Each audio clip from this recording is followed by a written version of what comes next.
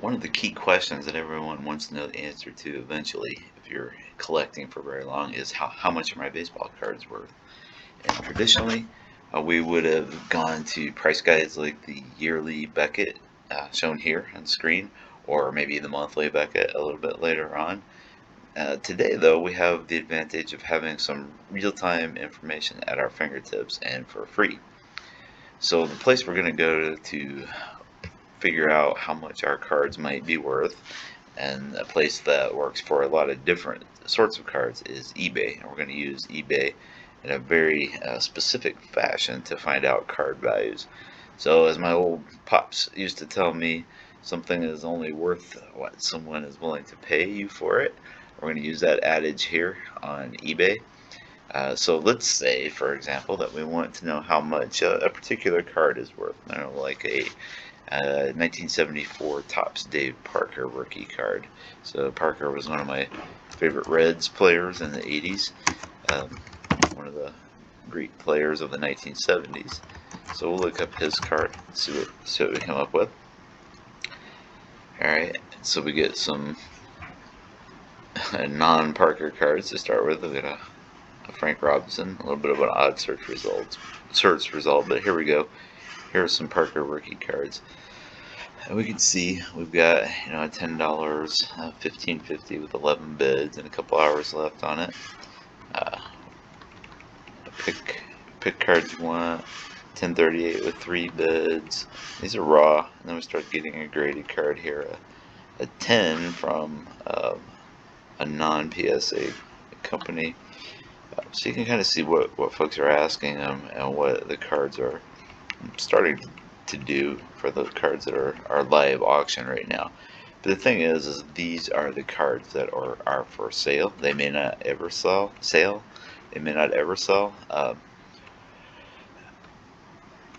They may just sit here. The price is being asked may be outrageous.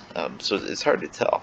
So what we're going to do instead of looking at these listings is to go to the cards that have already sold. So if you just do a screen find, Control F, and then type in sold, capture my cursor here.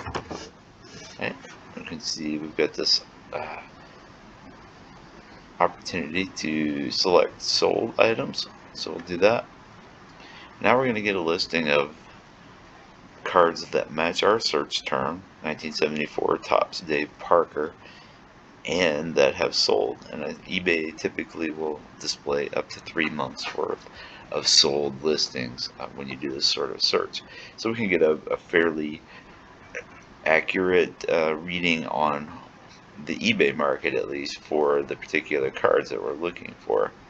And we might add some other filters here in a minute, but we'll just scroll down a little bit first. So I'm recording this on March 23rd of 2022. And so we have some cards that sold on the 22nd. So there's a raw card that's, you can see even in that image, has a little bit of corner wear. Click on through to the sold listing. Come on down here. So it's kind of dinged up, not graded, not in a slab at all, and it went for almost about $7. But that was a buy it now price. Here's a PSA 9 copy that garnered 4 bids. It went for $527 yesterday. So if we look at this, we can get a little bit closer look. I mean, it's a PSA 9, so you know pretty much what to expect. It's going to be a mint card. And it looks nice and sharp. So do we look at the card back? Yep. So everything looks pretty nice there. So that's a nice card. Get rid of these tabs. Scroll down a little bit more, and you kind of see it's all over the place. So there's one that's not actually a Parker card, and it was a best offer accepted. There used to be a way to kind of go into the code behind these pages and find out what the actual best offer accepted was, but eBay tightened that up a while back, so you can't really get to that information on a page like this. But what we could do, and Sometimes what I like to do is to limit our listings to cards sold by auction. And that tells us we're not going to get the kind of the buy it now weirdness, and we're also, or the best offer weirdness. And we're not going to get the buy it now prices that are still in themselves a little opaque. And we can see now these are cards that folks have actually bid on. And especially when you see multiple bids per card, you kind of know that there's a demand for it. Sometimes the one bid cards or the one bid sales can be a little maybe suspicious, if you will, because you'll see some of the prices for like the 1990 Flair Jose rebate, for example, which is not a rare card in any fashion, but you'll see the prices out of control for that, and they have one bid. It just makes you scratch your head, and there are probably some reasons behind that maybe we'll get into another time. But for now, we can look at Parker. So here's a raw card with 14 bids. If you want, you can click through and look at that bid history. Click on the 14 bids. Nope, except I'm not logged into eBay, so we won't do that for now. But if you're logged into eBay, you can click through and see the bid history, and you'll get not the exact bidder name. You'll get like the first couple and the first last characters of their username, and you can kind of see how the bidding progressed over the lifetime of the auction. And obviously we had multiplayer card lot. That's not going to really tell us what we're looking for here, which is how much is my Dave Parker worth. So in general, we see, well, why don't we do a little bit more narrowing down, and let's go down to graded cards. So only things that are slabbed, and then we've got several PSA 8s, so 18 of them. So we can get a pretty good idea of what a PSA 8 has been selling for. So here we have one that's, so even here though we're seeing some variation, right? 222.50 on 23 bids on March 8th.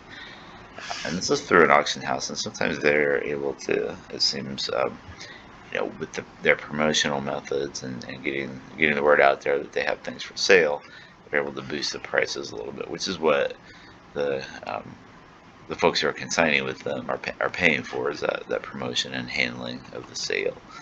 Here's one that sold for about an even 100. That's a one bid, so you might want to look at that one a little bit. Same here, a bunch of one bid listings, and these aren't all PSA. So here's a BCCG, another one bid. Here's a big one, right? 24 bids, not through a particular auction house, at least not ostensibly. We can look at it here in a second and see. And it went for 222.22 on February 21st. Too bad it wasn't on 222, right? On February 22nd. And there's one for 150.50. 34 bids. That is not a PSA card. It's an SGC. There's one that's not Dave Parker. There's another SGC for 129.50.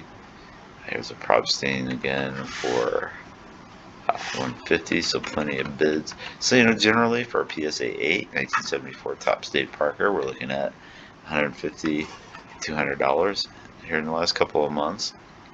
So that's a pretty good indication of what you might expect to pay for a Dave Parker card, rookie card on eBay in PSA 8 condition right now, and also what you might sell one for.